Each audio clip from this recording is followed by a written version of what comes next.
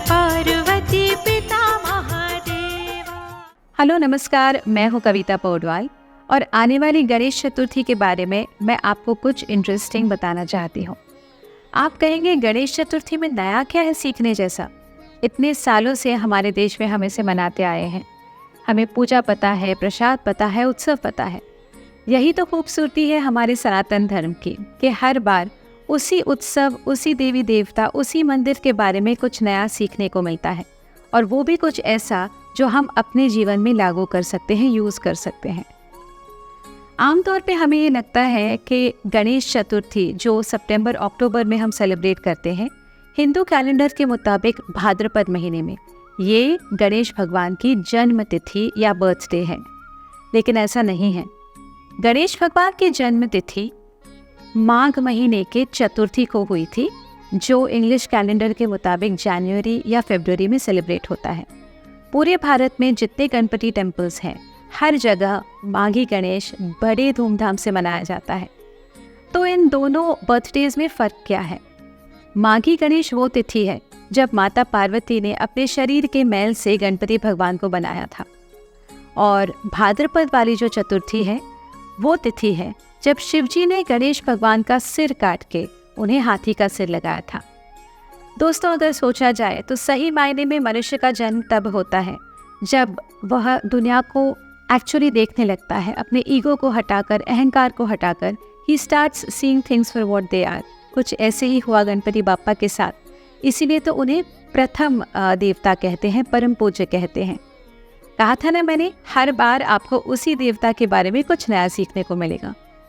गणेश भगवान की पूजा पहले शिव और पार्वती के पुत्र के रूप में होती थी।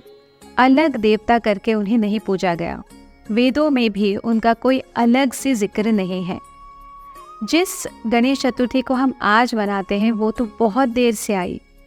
6वीं और 9वीं सदी के बीच में, that is between the 6th and the 9th century, Ganapatya introduce हुआ, यानी गणेश भगवान की अलग से पूजा होने लगी। आज जो गणेश पूजा हम जानते हैं उसकी शुरुआत 16th सेंचुरी में मोरया गोसावी नाम के संत की वजह से हुई। गणपति बाप्पा मोरया, ये स्लोगन तो आप जानते ही हैं। तो वो मोरया, यही संत मोरया गोसावी हैं। उन्हें पूना के पास एक गांव में गणेश भगवान की स्वयंभू मूर्ति मिली, जिसकी उन्होंने स्थापना की।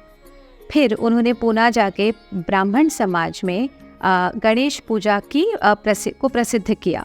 ये ब्राह्मण समाज था पेशवा परिवार। पेशवा परिवार ने गणेश भगवान की पूजा करनी शुरू की। कई परिवारों में इन्हें आराध्य की तरह पूजा गया, और बहुत बड़े पैमाने पर पूना में पेशवाओं की गणेश चतुर्थी हुआ करती थी। लेकिन जब ब्रिटिशर्स ने उन्हें हराया तो ये पूजा भी बंद हो गई। लोग अपने अपने घरों में छोटे छोटे स्तर पे गणेश भगवान की पूजा किया करते थे।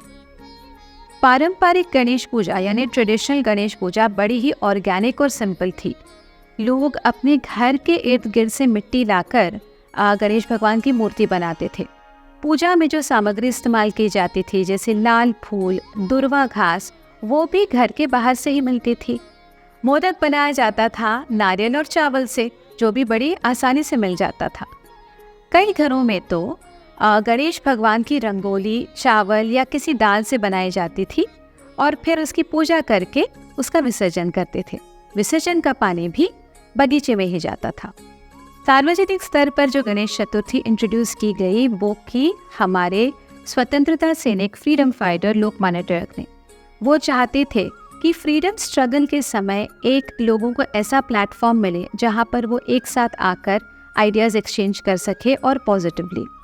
दोस्तों, इस गणेश चतुर्थी से हम आपको गणपति बाप्पा के 8 फेमस मंदिरों के दर्शन कराएंगे, जिन्हें कहते हैं अष्टविनायक। इन मंदिरों का कोई स्पेसिफिक ऑर्डर नहीं है। भक्त अपनी सुविधा के अनुसार दर्शन कर सकते हैं। ये सारे ही मंदिर महाराष्ट्र में स्थित हैं, कुछ पूना के पास, कुछ मुंबई के पास। तो पहले गणपति मोरेश्वर के नाम से जाने जाते हैं। ये पूना के पास मोर गांव में बसते हैं, जिनकी स्थापना संत मोरया गोसावी ने की। पूना सोलापुर हाईवे से 80 किलोमीटर की दूरी पर बारामती डिस्ट्रिक्ट में ये मंदिर है। इस जगह का पौराणिक नाम भूश्वानंद था। किसी जमाने में यहाँ पर बहुत मोर हुआ करते थे, इसीलिए इसका नाम मोरगांव भी पड़ा। पुराणों के अनुसार सिंधु सागर से निकले एक असुर को गणेश भगवान ने मोर पर बैठकर उसका वध किया, इसीलिए उनका नाम पड़ा मोरेश्वर। कहते हैं ओरिजिनल मूर्ति रेत और हीरो से बनी थी। पांडवों ने इस मूर्ति पर लोहे का कवच चढ़ाया। ये मंदिर नेचर में बैलेंस कैसे होता है इसका बहुत सुंदर एग्जाम्पल है। गणेश जी मोर पर बैठे हैं, उनका छत्र सांप है, उनके पैर के नीचे मूषक है और उनके सामने नंदी। ये सारे प्राणी एक दूसरे के दुश्मन हैं, लेकिन ईश्वर के सामने एक साथ हार्मनी में रहते हैं। तो दोस्तों, आज हमने अष्टविनायक के पहले मंदिर के बारे में सुना। अगले एपिसोड में मैं आपको अष्टविनायक के दूसरे मंदिर के बारे में बताऊंगी। जाने से पहले आपसे शेयर करना चाहती हूँ, जिस फेस्टिवल को हम इतने धूमधाम से मनाते हैं वो हमें एक बहुत ही सुंदर लाइफ लेसन देता है। माँ पार्वती के शरीर से गणेश भगवान बने। माँ पार्वती यानी प्रकृति। हम सबके शरीर भी प्रकृति से ही आते हैं और जैसे बाप्पा का विसर्जन होता है, किसी न किसी दिन हमारा शरीर भी प्रकृति में मिल जाता है, लेकिन हम पुनः दूसरा शरीर धारण करके रीबर्थ लेते हैं, जिसे रीइंकार्नेशन कहते हैं। दोस्तों, ये नेचर का लॉ है। जो चीज़ पैदा होती है वो खत्म होती है और दोबारा पैदा होती है। तो अगली बार जब आप गणेश चतुर्थी सेलिब्रेट करें तो इस बात को ज़रूर याद रखिए। आपको हमारा ये प्रोग्राम कैसे पसंद आया हमें लिख के बताइएगा। तब तक के लिए गणपति बाप्पा मोरया।